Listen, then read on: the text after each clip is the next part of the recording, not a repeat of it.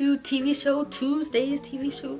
Hi guys, welcome to my channel. You're watching movie and TV reviews hosted by me, Mary Lene. For all my couch potatoes and bed watchers who love binging TV shows and movies, this is the show for you. For my first TV show review, we're going to dive right into Dear White People. This is one of my favorite shows on Netflix, and I'm so excited to do a review on it and tell you guys how I feel about it, and hopefully you like my review and you'll go watch it. So Dear White People season 1 was released in April 2017, and it was created by Justin Simien, who I love. Our cast is action-packed and black excellence filled. Logan Browning playing Samantha White, Mark Richardson playing Reggie, Twinette Robertson playing Coco, and if you've seen Have and Have Nots, then you know her from there. Brandon Bell playing Troy Fairbanks, my husband. Ashley Blaine Featherston, who plays Joel, my girl. Deron Horton, who plays Lionel. John Patrick Amadori, who plays Gabe. So let's get into this show. This show is black excellence all around, from the way they dress, the way they talk. They're at an Ivy League school and they all live in this house that's segregated and for black students. It's not, you know, racist or anything. It's black students who want to live in this particular house, which I love. Like, I love being surrounded by all black people. Not to say I have anything about my white people. I love you all. I love that they have their own space to be themselves and they don't have to censor themselves. The one thing that, you know, when I first saw this show, I was like, I want to give it a chance. It was a, you know, particularly light-skinned girl as the main character. Her best friend was a dark-skinned girl, and her best friend isn't, you know, she's a lead, but she's not in the lead, you know what I'm saying? You know, representation has different tiers in it, and I love all black people. I want to see a film where the dark black girl is right in the front, doing good, all that. Not to say I don't love Logan Browning or anything. She's a great actress. It's just that, you know, I want to see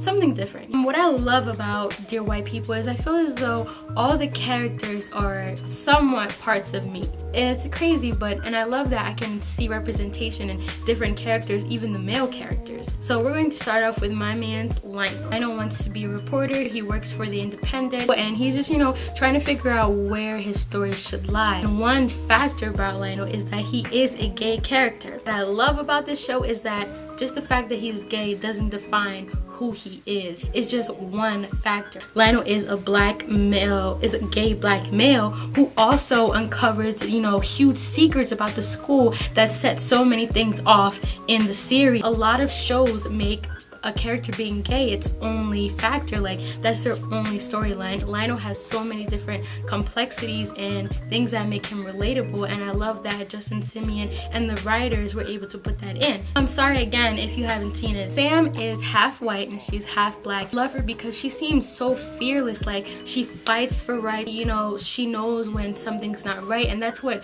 powers her to create Dear White People. Like, she wants people to see there's certain things that you can't do, certain things you can't say to black people. I also love that her love interest is a white man, whereas, you know, she's all pro-black and, you know, black men want her. Dives into the narrative that, you know, love is love, and she sees something in Gabe way more than just his skin color. He knows the atrocities that happen to black people and he wants to fight with her. So the black character likes him for what she can do and everything, and like what she's done, but Gabe loves her for who she is, and, you know, despite her being stubborn. And I love the fact that she has to tackle being criticized for liking this guy, and she has to be like, hey, love is love, and she just has to deal with it. And I really like how they portrayed it in this. Now we're going to get into my girl Coco. Coco comes from the family of low income, you know, it's not the best family, and this very rich man who, you know, invests in other students to be better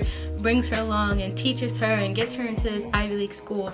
So Coco has this really, you know, separation between, you know, being with her family who's not that well off and then being in school with kids who've had a silver spoon in their mouth the whole time. This is most relatable because a lot of black kids, you know, sometimes when they go off to school, they are sometimes not black enough for the black kids and they're not white enough or rich enough for the white kids. They have to find their in-between, and I think Coco's narrative in this film is so well done because she takes it with so much grace, but she knows where she comes from. She is your typical bougie black girl, whatever, but she has style, she has standards, she has, you know, everything. And she's also with my man Troy. Troy Fairbanks is basically the product of his father. His father is the headmaster of the school. You know what comes with being a child of a person who's high up there in rank. You get all the pressure to be perfect. My dad, he is a very revered person in my high school, so I always felt the pressure to be good and everything and just, you know, have a good example. The pressure gets to Troy all the time.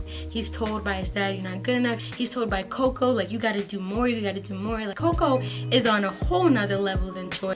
Last but not least, most relatable and most scary part about season 1 of Dear White People is when Reggie gets a gun pulled out on him by a campus security police, you know, officer or official. And wow, it was just so real to me. So a lot of black men need to watch this show and see how he reacts to it, because yeah, it's something that happens every day, but that is a life-threatening situation. It's a forced situation that didn't even call for it. Like, him and this guy was having this heated conversation. The cops show up and he's asking for people's IDs. Reggie doesn't have his ID. They pull a gun out on him. Like, especially right now and today, you know, black people are getting the police called on them for the dumbest things. Reggie is, you know, he has to deal with this in his own way, and everybody reacts to it differently around. Nobody is thinking about how is Reggie doing. That's about it. I'm not gonna spoil everything for you. I know I've given a lot away. For season 1, on a scale of